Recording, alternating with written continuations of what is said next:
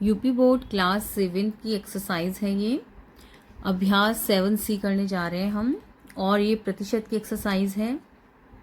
मैं प्रतिशत की एक्सरसाइज स्टार्ट कराने से पहले थोड़ा सा प्रतिशत के बारे में बता देती हूँ। सारे बच्चे प्रतिशत के बारे में जान लें ताकि क्वेश्चंस करने में हमें आसानी हो। प्रतिशत को इंग्लिश में परसेंटेज बोलते हैं, जैसा कि आप सभी को पता है। प्रतिशत मतलब कहने का ये है कि जब हम प्रतिशत के बारे में बात करते हैं तो हम हर चीज़ को, प्रतिशत मतलब 100%, हम परसेंटेज को 100% मान के चलते हैं। फॉर एग्जाम्पल, जैसे अगर मैं ये कहूँ कि क्लास में अगर 40% बच्चा एब्सेंट है तो इसका मतलब ये है कि क्लास में 60% बच्चा आया हुआ है, प्रेजेंट है। क्योंकि हम परसेंटेज की जब बात करते हैं तो हमारे लिए हर चीज़ 100% हो जाती है, तो हम 100% मान के चलते हैं। फॉर एग्ज़ाम्पल, जैसे अगर हम ये कहें कि मान लीजिए क्लास में मान लीजिए किसी क्लास में 30 बच्चे हैं, टोटल 30 स्टूडेंट्स हैं और 30 स्टूडेंट्स में से सपोज कीजिए 15 बच्चे नहीं आए, तो नॉर्मल तो हम बोलेंगे भाई 15 बच्चे नहीं आए, लेकिन जब हम परसेंटेज की बात करते हैं तो हम ये बोलेंगे कि 50% बच्चा आज हमारे स्कूल में नहीं आया, एब्सेंट है। इसको हम दूसरे वे में अगर कहना चाहें तो हम ये भी कह सकते हैं कि 50% बच्चा आया है, क्योंकि 100% मान के चल रहे हैं। क्यों 100% में से 50% माइनस कर देंगे, इसका मतलब क्या हुआ, 50% बच्चा स्कूल आया है। तो परसेंटेज में हम हर चीज़ को जब करने के लिए जाते हैं तो हम हमेशा 100% को लेकर ही चलते हैं। एक और एग्जाम्पल मैं थोड़ा सा समझाऊंगी आपको। जैसे क्लास में मान लीजिए एग्ज़ाम हुआ है और एग्ज़ाम में मान लीजिए 100 बच्चे बैठे क्लास में। एक क्लास है, उसमें 100 बच्चे बैठे हैं। उन 100 बच्चों में से अगर 40% बच्चा पास है तो हम क्या बोलेंगे, 60% बच्चा फेल है, या 60% बच्चा पास है तो हम बोलेंगे 40% बच्चा फेल है। क्योंकि हमारा क्राइटेरिया ये है कि हम हर बात को 100% लेके चले परसेंटेज में। पहली चीज़ ये क्लियर हो गई। अब हम चलते हैं परसेंटेज करने के लिए। तो ये 7 क्लास की मैथ की बुक है और हम एक्सरसाइज कर रहे हैं 7C। तो चलिए स्टार्ट करते हैं। पहला क्वेश्चन देख लीजिए।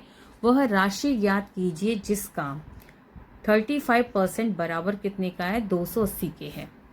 मतलब कोई ऐसी राशि, ऐसी संख्या हमें निकालनी है कि उस संख्या का अगर हम 35% निकालते हैं, कोई तो ऐसा नंबर होगा भाई, उसी का तो 35% जब हम निकालते हैं तो हमारा आंसर कितना आता है, 280, है ना। तो वो हमें नंबर पता करना है, वो राशि हमको पता करनी है कि किसका हमने 35% निकाला तो हमारा 280 आंसर आया। तो चलिए करते हैं। जैसा कि आप देख पा रहे हैं, मैंने क्वेश्चन नोट कर लिया है। वह राशि ज्ञात कीजिए जिसका 35% बराबर 280। तो वो राशि देखिए, वो हमें तो नंबर पता नहीं है कि वही कौन सा नंबर है जिसका 35% निकाला है कि हमारा 280 आ गया। तो हम यह मान के चलेंगे, ठीक है।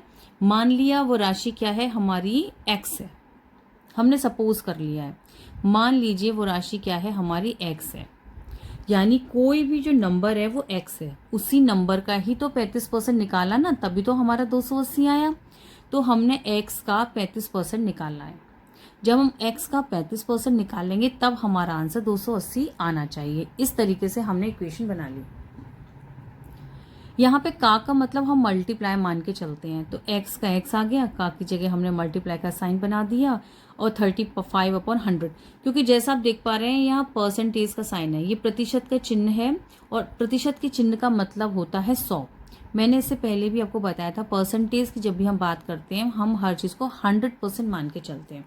तो ये प्रतिशत का साइन हटाएंगे तो हम अपॉन में 100 लिखेंगे।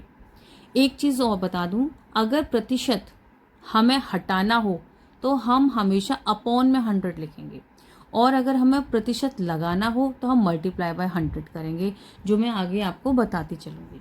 तो यहाँ 35% दिया हुआ है, तो हम इसे जब हल करेंगे तो हम क्या करेंगे, 35/100 कर देंगे। ठीक, समझ में आया।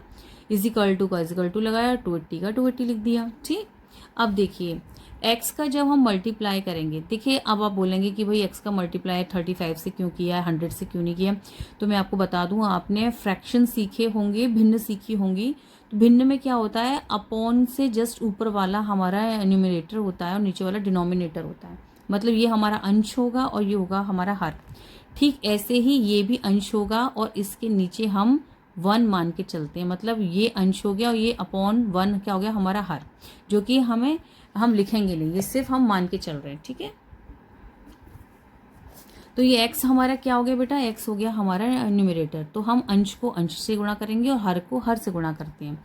तो x का मल्टीप्लाई जब 35 में होगा तो हमारा हो जाएगा 35x, अपॉन का अपॉन 100 का 100 आ गया, इज इक्वल टू 280, 280 हो गया। ठीक है, 280 हो गया हमारा। अब देखिए अब कैसे करें, क्रॉस मल्टीप्लिकेशन कर लीजिए यहाँ, इससे क्या है थोड़ा सा आसानी हो जाती है न्यूमेरिकल को करने में। क्रॉस मल्टीप्लिकेशन जब हम करेंगे तो इसका इससे मल्टीप्लाई होगा और इसका इससे मल्टीप्लाई होगा। तो सबसे पहले यहाँ से शुरू करेंगे हम, 35x इज इक्वल टू का is equal to 280 multiply by 100। मैं एक बार और समझा दूं, इज इक्वल टू का साइन था। अब हम इसको सॉल्व कैसे करें, तो हम क्रॉस मल्टीप्लिकेशन करते हैं। इसके लिए हम इस तरीके से क्रॉस का साइन बनाते हैं, अपॉन 1 लगाएंगे। अब चाहो तो लगाओ वरना मत लगाओ, आप डायरेक्ट भी कर सकते हो। तो 35x का मल्टीप्लाई 1 से होगा और 100 का मल्टीप्लाई 280 से होगा। तो अब हम यहाँ से स्टार्ट करेंगे, 35x हमने लिख लिया, इज इक्वल टू का साइन बना लिया, 280 मल्टीप्लाई बाय 100, इस तरीके से कर लिया। तो चलिए अब सॉल्व करते हैं। या तो हम 280 का 100 से मल्टीप्लाई करके हम लिख दें, या फिर हम डायरेक्ट ऐसे भी उतार सकते हैं, जैसा आप चाहो। और ये 35 का 35 यहाँ आ गया। देखिए मैंने यहाँ थोड़ा सा सिर्फ कर दूँ,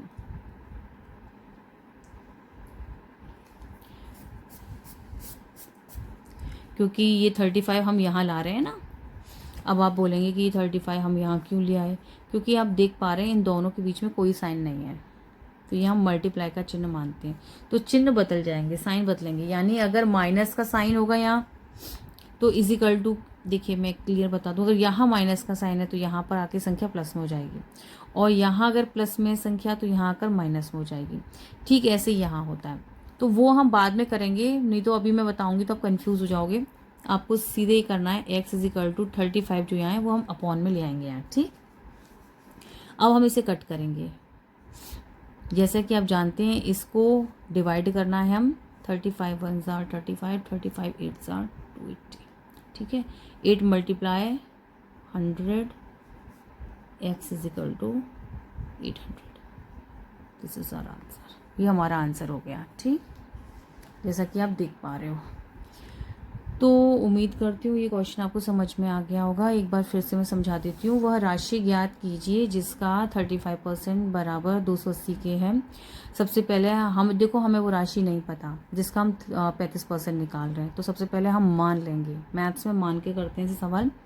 मान लिया वो राशि हमारी x है, यानी कहने का मतलब ये, थोड़ा समझने की कोशिश कीजिए। चूंकि x का 35% बराबर 280, क्योंकि x का 35% हम निकाल रहे हैं तब हमारा आंसर 280 आ रहा है। तो का मतलब मैं आपको बता चुकी हूँ, का मतलब मल्टीप्लाई होता है। मल्टीप्लाई 35% को हम 35/100 लिख सकते हैं, ये मैंने आपको बता ही दिया। प्रतिशत का साइन हटाओ, अपॉन लगाओ और 100 लिख दो, 280। अब ये कैसे सॉल्व होगा, क्रॉस मल्टीप्लिकेशन कर दीजिए। ठीक है, 35 280 मल्टीप्लाई बाय 100, और फिर इस तरीके से हमने सॉल्व कर लिया। हमारा आंसर आ रहा है x इज इक्वल टू 100। ठीक है, अब क्वेश्चन नंबर 2 देखते हैं। अगला क्वेश्चन देखते हैं। अगला क्वेश्चन है हमारा 3/5% इज इक्वल टू 90। मतलब वो राशि बताओ जिसका 3/5% निकालेंगे तो हमारा आंसर 90 आएगा। तो ठीक पहले वाले न्यूमेरिकल की तरह करेंगे। माना राशि x है, x का 3/5% इज इक्वल टू 90। ये इक्वेशन हमने बना ली। क्योंकि x का 3/5 निकालेंगे तभी हमारा 3/5% निकालेंगे तभी हमारा आंसर 90 आएगा। सीधी सी बात ये है। तो x का को हमने मल्टीप्लाई में कन्वर्ट कर दिया, 3/5% को हमने 100 में कन्वर्ट कर दिया, क्योंकि अपॉन के नीचे 100 आता है, मैं आपको पहले ही बता चुकी हूँ, अपॉन 90। ठीक है, अब देखिए आप, x मल्टीप्लाई 3/500, 5 का 100 से मल्टीप्लाई कर दिया, 500 आ गया, इज इक्वल टू 90। अब x का 3 से मल्टीप्लाई कर दिया, 3x/500 is equal to 90 upon 1 करके क्रॉस मल्टीप्लिकेशन कर देंगे। पहले आंसर 90 होगा ये, लेकिन हमें क्रॉस मल्टीप्लिकेशन करना पड़ेगा क्योंकि हमें न्यूमेरिकल सॉल्व करना है, इसलिए हम अपॉन 1 करेंगे। ठीक, अब यहाँ देखिए 3x is equal to 90 upon 500 आ गया हमारा आंसर, जैसा कि आप देख पा रहे हैं, क्योंकि 3x का 3x आ गया, 90 मल्टीप्लाई बाय 500 आ गया। ठीक, अब हमारे पास ये इक्वेशन तैयार हो गई है। ठीक है, आप चाहो तो इसे सॉल्व भी कर सकते हो। ठीक है, जैसे 5 का गुणा आप 9 में कर दो 45, और ये 45,000 हो जाएगा। ऐसे भी आप कर सकते हो, जैसा आपको उचित लगे वैसे आप कर सकते हैं। x is equal to 90 multiply 500 upon 3, मतलब ये जो 3 है यहाँ पर आकर अपॉन में आ जाएगा, डिवाइड की फॉर्म में आ जाएगा। 3 से 90 हमने रिड्यूस किया, 30 आ गया।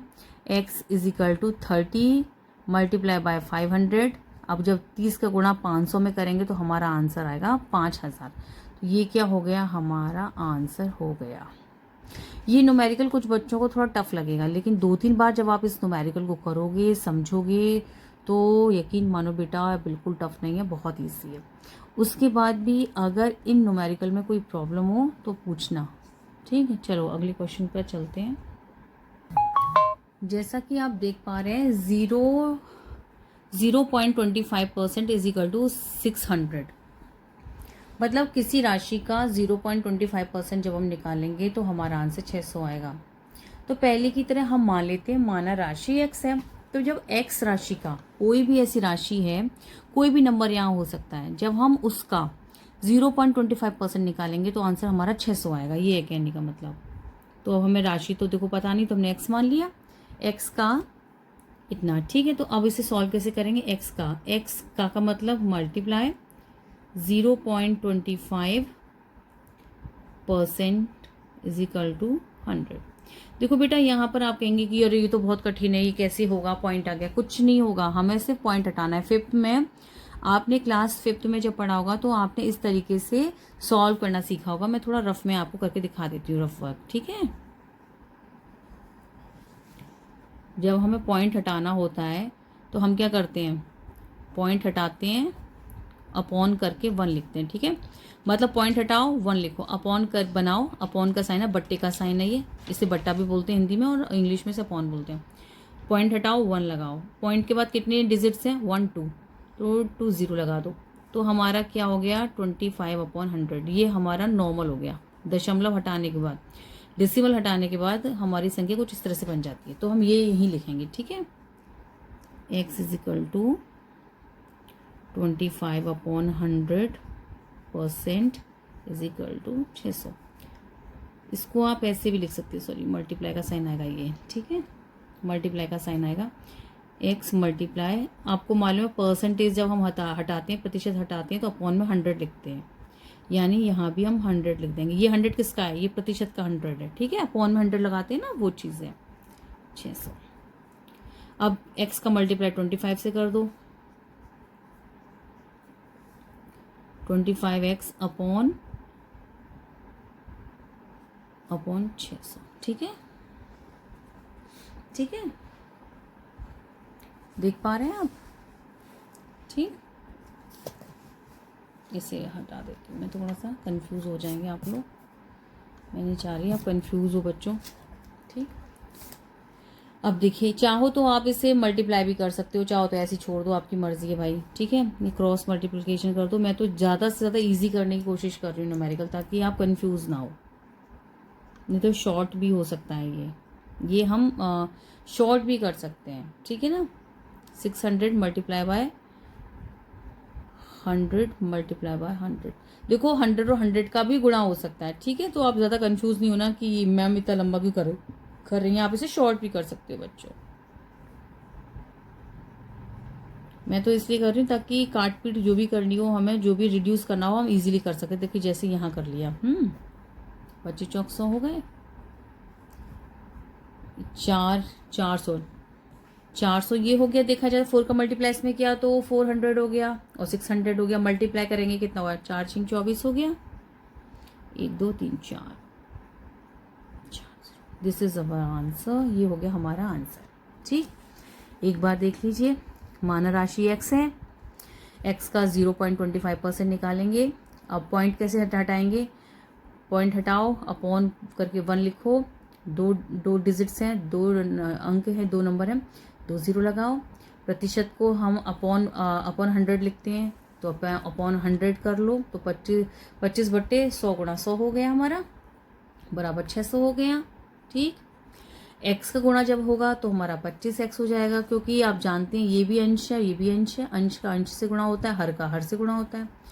तो हमारा इस तरह से हो जाएगा, अपॉन 100 इस तरह से हो जाएगा। लेकिन हमें सॉल्व करना है, कैसे सॉल्व करें, तो क्रॉस मल्टीप्लिकेशन होगा।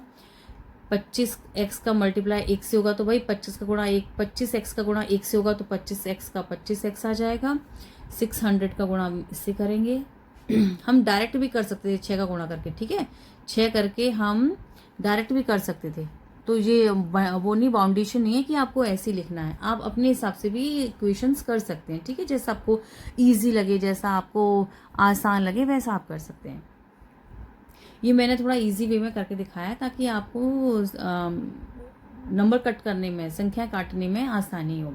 x is equal to 600 by 100 by multiply by 100 multiply by 100 upon 25 हो गया, क्योंकि ये यहाँ से जब 25 बराबर के साइन के बाद, देखिए 25 यहाँ है, अब 25 कहाँ आ गया, बराबर के साइन के इधर आ गया है, तो अपॉन में आएगा 25। ठीक है, कट करेंगे, आपको मालूम है 25 से कम 25, 25 चौक 100 होते हैं। ठीक है, 25 4 आर 100। अब ये हमारा देखा जाए मल्टीप्लाई करेंगे तो हमारा आएगा इतना आंसर, ये हो गया हमारा आंसर। तो ये हमारा क्वेश्चन था। उम्मीद करती हूँ ये तीनों क्वेश्चन आपको बहुत अच्छे से समझ में आ गए होंगे। नहीं आए हैं, बिल्कुल परेशान होने की ज़रूरत नहीं है। ठीक, आप मुझे कमेंट बॉक्स में बताओ कि ये न्यूमेरिकल मैडम हमको नहीं आया है, मैं फिर से समझाऊंगी और आसान तरीके से समझाने की कोशिश करूंगी। मेरा एम ये है बेटा कि आपको मैं इजी वे में मैथ्स करा सकूं, मैथ्स में आपका इंटरेस्ट बढ़े। ठीक है ना, तो चलते हैं। अब क्वेश्चन नंबर 1 हमारा कंप्लीट हो गया है। अब हम देखते हैं क्वेश्चन नंबर 2।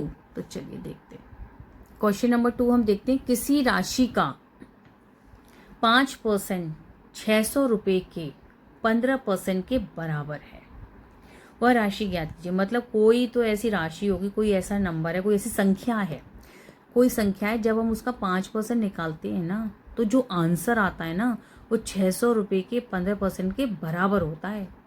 तो वो राशि हमको ज्ञात करनी है। तो चलो स्टार्ट करते हैं। क्वेश्चन नंबर 3 हम देखते हैं, माना वह राशि x है। देखिए क्वेश्चन बोल रहा है किसी राशि का 5%, किसी राशि का मतलब वो राशि हमने x मान ली, x का 5% किसके बराबर है, 600 के 15% के बराबर है। ठीक है, तो हमने जो क्वेश्चन बोल रहा था ना, हमने डिक्टो वही लिख लिया। देखो क्वेश्चन क्या बोल रहा है, किसी राशि का 5%, किसी राशि का 5%, तो हमने राशि x मान ली, तो इसका मतलब क्या होगा, x का 5% किसके बराबर है, 600 के 15% के बराबर है। ठीक, सेम हमने अपनी तरफ से कुछ नहीं किया, जो क्वेश्चन बोल रहा है हमने वही लिखा है। ठीक है, मानव राशि x है, इसलिए ये इसलिए का साइन बना हुआ है। ठीक है, इसलिए x का 5% बराबर 600 के 15% के। ठीक है, 600 का 15% बराबर है। इसे सॉल्व कर देते हैं। का मतलब मल्टीप्लाई होता है, देखिए यहाँ पर आ गया थोड़ा सा, इसे ऐसे करेंगे हम। ठीक, सही से काम करेंगे। x मल्टीप्लाई 5/100, ये अपॉन 100 क्यों हुआ है, क्योंकि परसेंटेज हम हटा रहे हैं।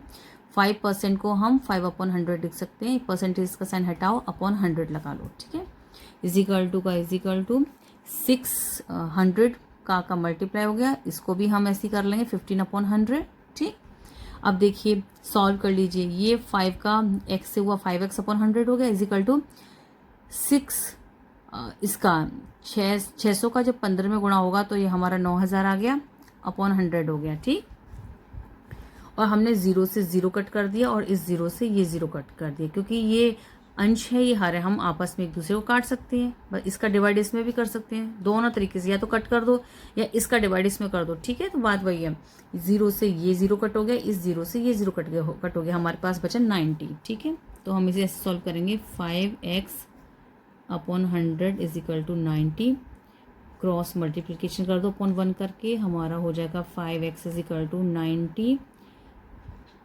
0 आप इसे 90/100 भी कर सकते हैं, या मैंने सेकंड मेथड भी करके दिखाया है, जो इजी लगे वो कर लीजिए। देखिए ये कैलकुलेशन है, ज़रूरी नहीं टिकटो आपको ऐसे ही करना है, आप अपने हिसाब से भी कैलकुलेशन कर सकते हैं, ठीक है ना, समझ रहे हैं ना मेरी बात, ठीक है। तो इसको आप अपने हिसाब से भी कैलकुलेशन कर सकते हैं, ज़रूरी नहीं जैसे मैं कर रही हूँ वैसे ही करें आप। x = 900/5 डिवाइड कर दीजिए। x यहाँ नहीं, थोड़ा सा फिर आप लोग ऐसी कॉपी में कर लेंगे, ऐसे नहीं करना, ठीक है बेटा, मैं नीचे लिख दे रही हूँ। x = 5 × 5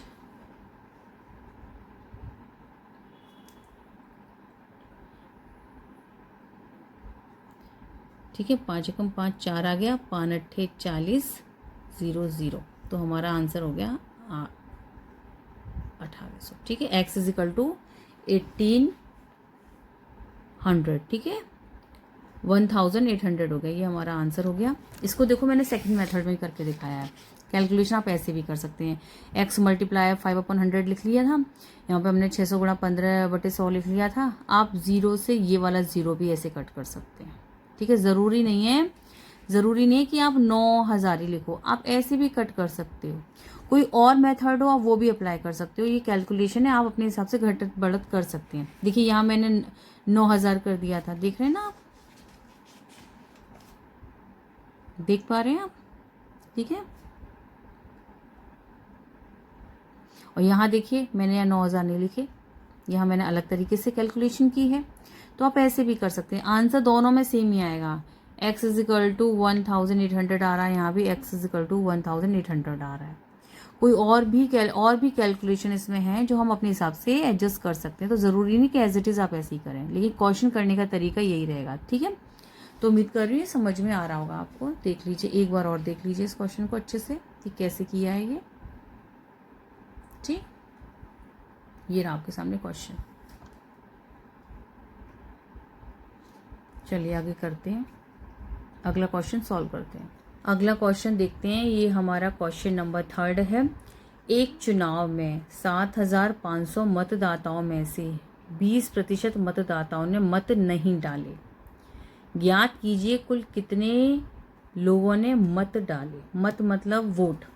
चुनाव आप जानते ही हैं, हर साल चुनावों के बारे में आप सुनती रहती हैं, न्यूज़ आती रहती है। हर 5 साल बाद हमारे देश में चुनाव होते हैं, विधानसभा चुनाव भी होते हैं, पार्षदों के भी चुनाव आप तो पार्षदों के चुनाव भी होते हैं। इसके अलावा लोकसभा के चुनाव होते हैं और प्रधानी के भी चुनाव होते हैं।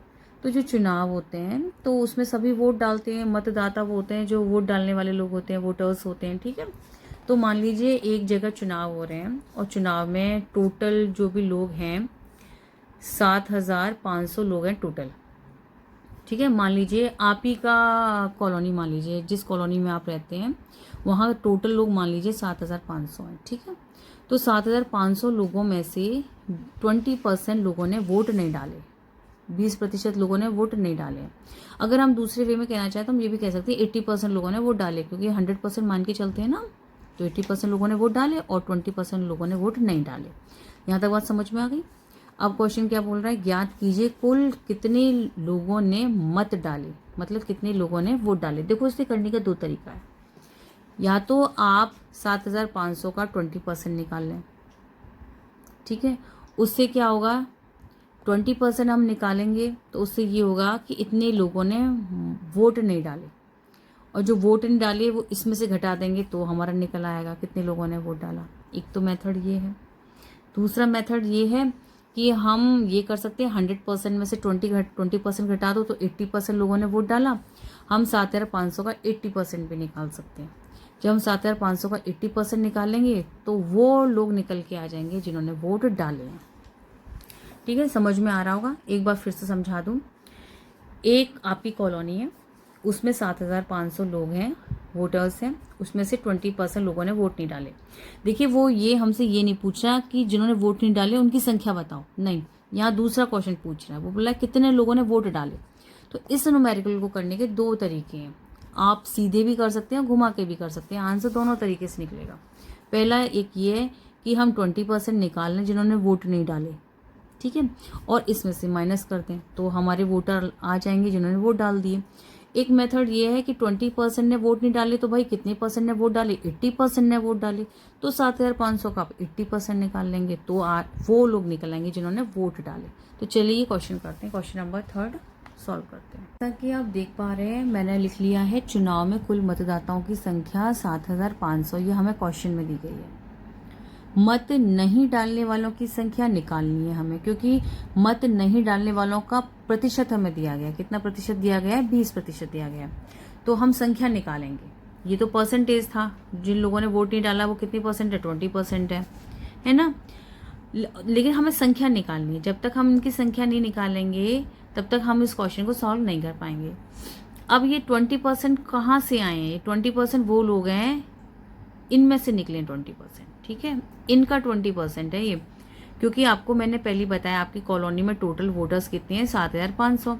अब 7500 में से ही तो कुछ लोग होंगे 20% जिन्होंने वोट नहीं डाले होंगे, तो आप 7500 का 20% निकालेंगे।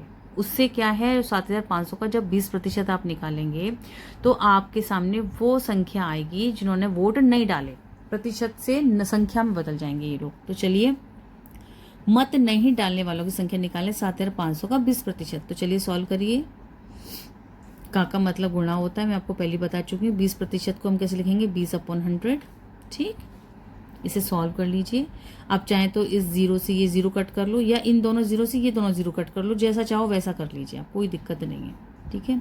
2 का मल्टीप्लाई इसमें करेंगे 0, 2 5 10, 1 कैरी लगेगा 15, ठीक है।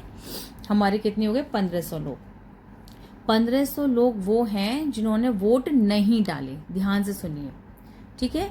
ये क्या संख्या जो निकली है, 1500 लोग जो निकल के आए हैं, 1500 जो वोटर्स निकल कर आए हैं, ये वो वोटर हैं जिन्होंने वोट नहीं डाले।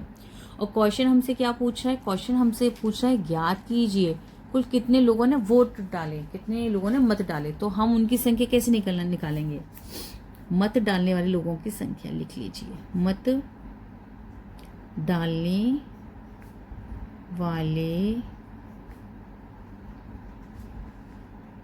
लोगों की संख्या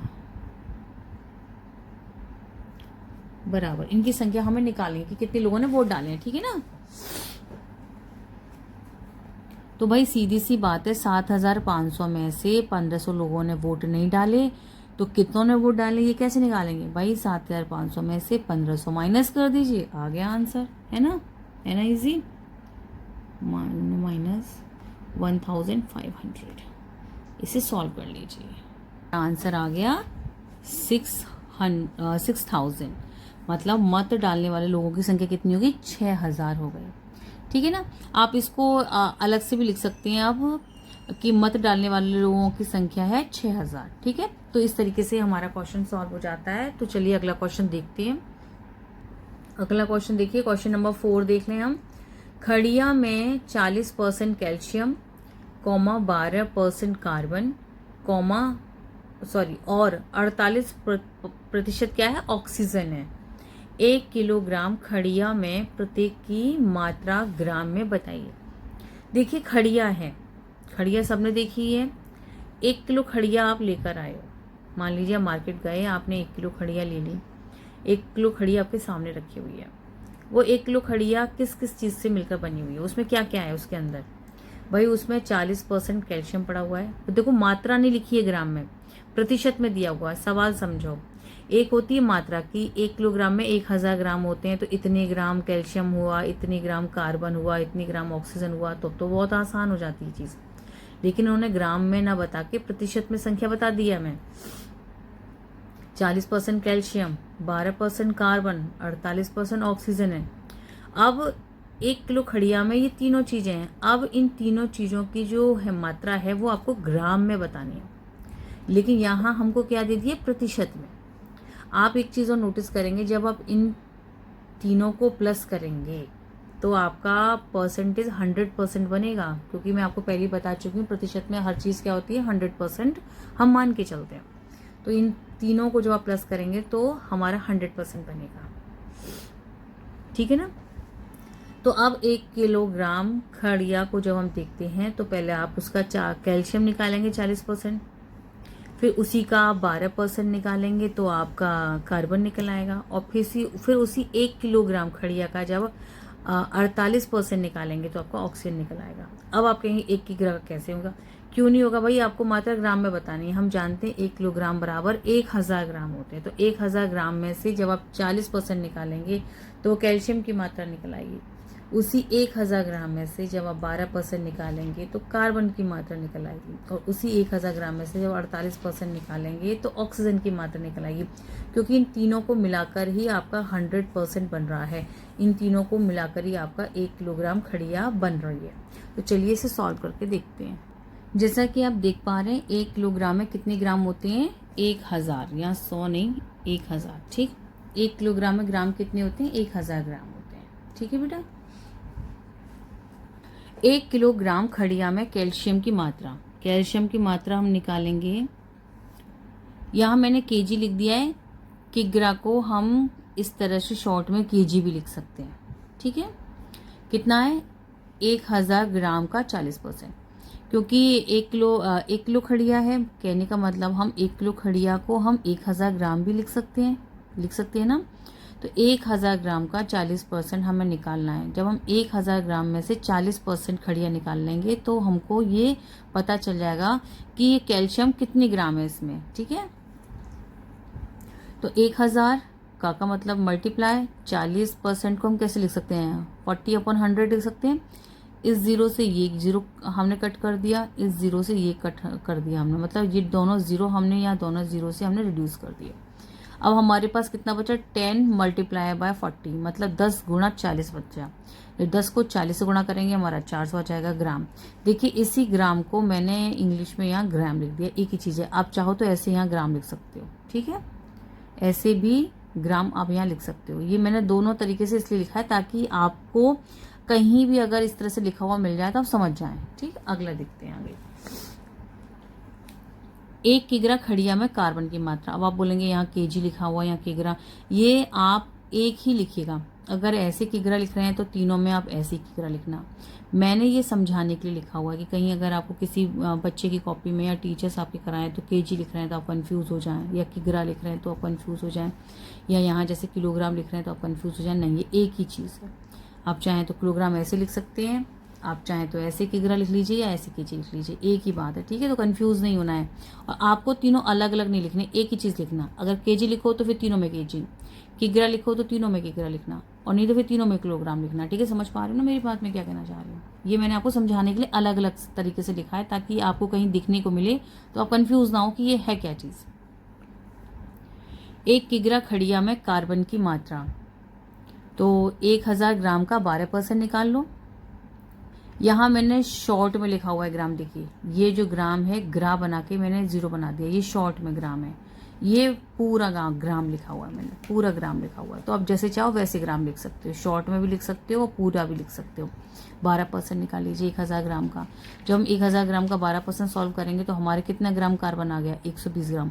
मतलब 1 किलो खड़िया में कार्बन की मात्रा कितनी, 120 ग्राम है, इसका मतलब ये है, ठीक है। ऐसी 1 किलोग्राम खड़िया में ऑक्सीजन की मात्रा कितनी है, प्रतिशत की बात की जाए तो 48% है, और जब सॉल्व किया जाएगा तो ये निकल रहा है हमारा 480 ग्राम। यानी कि जब हम 1 किलो खड़िया देखते हैं तो उसके अंदर ऑक्सीजन कितनी ग्राम है, उसमें 480 ग्राम ऑक्सीजन है। यहाँ पर मजे की बात यह है कि जब हम परसेंटेज जोड़ेंगे तीनों का तो तीनों का परसेंटेज बनेगा हमारा 100%, और जब हम ग्राम जोड़ेंगे, यहाँ हमने 400 ग्राम जोड़ा और यहाँ हमने 120 ग्राम जोड़ा और यहाँ हमने 480 ग्राम जोड़ा, जब हम ग्राम जोड़ेंगे तो हमारा टोटल बनेगा 1000 ग्राम, ठीक है ना। समझ में आ रही है। तो क्वेश्चन ज़्यादा टफ नहीं है, क्वेश्चन बहुत इजी है, बस हमको ये याद रखना है कि हमें 1000 ग्राम से सॉल्व करना है, क्योंकि देखो 1 किग्रा से सॉल्व नहीं हो पाएगा क्योंकि हमें आंसर ग्राम में देना है। तो हम सीधे क्या करेंगे, ग्राम में बदल देंगे। 1 किलोग्राम में कितने ग्राम होते हैं, 1000 ग्राम, और 1000 ग्राम खड़िया जो आपके सामने रखी है वो 3 चीज़ों से मिलकर बनी हुई है, कैल्शियम से, कार्बन से, ऑक्सीजन से, है ना। तो आपको 1000 का जितने प्रतिशत का कैल्शियम दिया है, आपको 1000 का उतने प्रतिशत कैल्शियम निकालना पड़ेगा। तो इस तरीके से आप सॉल्व करेंगे, ठीक है ना। तो उम्मीद करती हूँ ये सवाल आपको समझ में आ रहे होंगे। नहीं आए तो आप पूछिएगा।